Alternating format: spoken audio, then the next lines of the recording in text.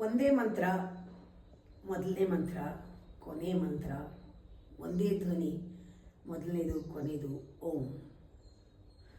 ಓಂ ಹೇಳುವಾಗ ಬಾಯಿನಲ್ಲಿ ಸುಮ್ಮನೆ ಯಾವುದೋ ಒಂದು ಅಕ್ಷರ ಹೇಳಬೇಡಿ, ಆ ಒಳಗಡೆ ಫೀಲ್ ಮಾಡಿ ಹೇಳಿ.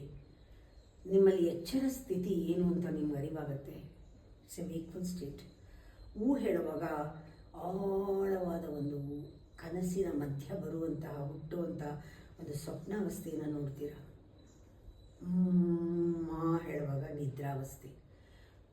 ಇದು ಮೂರು ಹೇಳಿದಾಗ ಎಲ್ಲಿಂದ ಶುರು ಆಯಿತು ಅದನ್ನು ನಾವು ಬಾಯಿನಲ್ಲಿ ಹೇಳಲ್ಲ, ಅಲ್ಪ ಪ್ರಾಣದಲ್ಲಿ ಆ ಕಮ್ಮಿ ಹೇಳ್ತೀವಿ.